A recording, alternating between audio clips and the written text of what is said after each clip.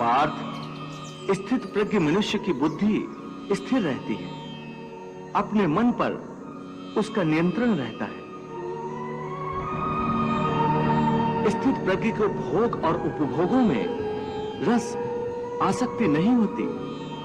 वो शुभ अशुभ वस्तुओं की प्राप्ति होने के बाद भी न प्रसन्न होते हैं और न दुखी होते हैं।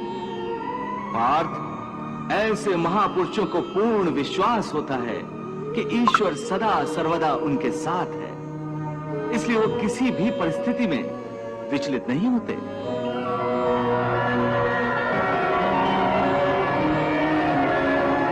ये कहना आसान है केशव, साधारण मनुष्य के लिए इस मानसिक स्तर पर पहुंचना बहुत कठिन है।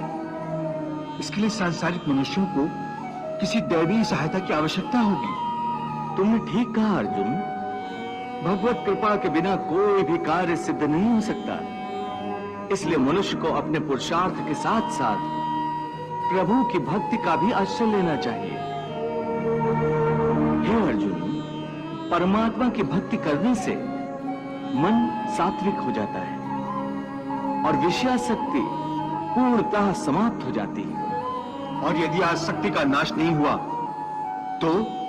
आसक्ति का नाश नहीं हुआ तो मनुष्य का सर्वनाश हो जाता है।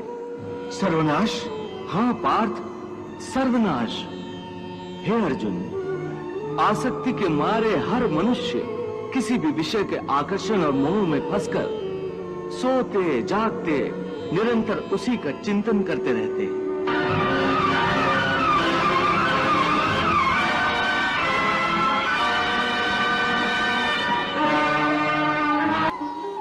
कितनी महत्वपूर्ण बात कही है प्रभु ने कि काम के कारण अंततः मनुष्य का सर्वनाश हो जाता है। परंतु भगवान, वास्तव में काम तो एक शक्ति स्रोत है, फिर वो सर्वनाश का कारण कैसे हो सकता है?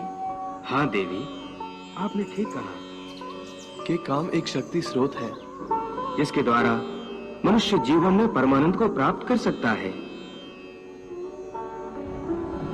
परंतु यदि काम की शक्ति मनुष्य के नियंत्रण में न रहे तो वही शक्ति प्राणी का सर्वनाश कर देती है। प्रभु, आप ये कैसे विरोधी बातें कर रहे हैं? मैं सत्य कह रहा हूं देवी कि कोई भी शक्ति हो, यदि उसका दुरुपयोग किया जाए तो वो परम विनाशकारक हो जाती है, और सदुपयोग किया जाए तो वही वरदान बन जाती है। इसी प्रकार काम की शक्ति जो वरदान भी हो सकती है और श्राप भी। भगवान, मैं समझी नहीं। देवी, काम के अधीन होने के बजाय यदि काम को अपने अधीन कर लिया जाए तो मनुष्य का जीवन सुखमय हो जाएगा। देवी, आकर्षण, प्रेम, वासना, ये सब तो काम के ही रूप हैं। जब उदात्त भावना मन में होती है तब काम प्रेम का स्वरूप धारण करता है, फिर वही प्रेम भक्ति का रूप धारण कर लेता है। परंतु जब काम के अधीन मनुष्य हो जाता है तब यही काम वासना में बदल जाता है और मनुष्य को पशु बना देता है।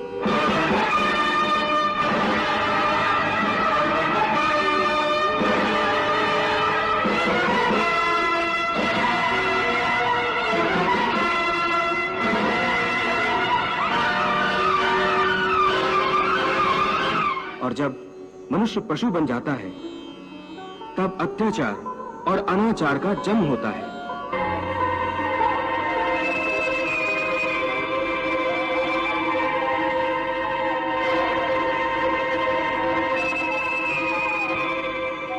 तभी काम जैसी शक्ति मनुष्य के लिए एक श्राप बन जाती है।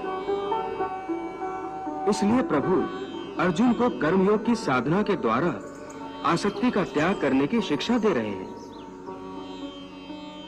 देवी, यदि आसक्ति का त्याग नहीं किया तो मनुष्य का पतन निश्चित है,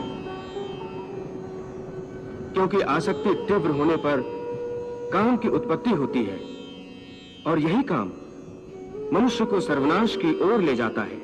इसका अर्थ केशव, आसक्ति सर्वनाश का मूल है?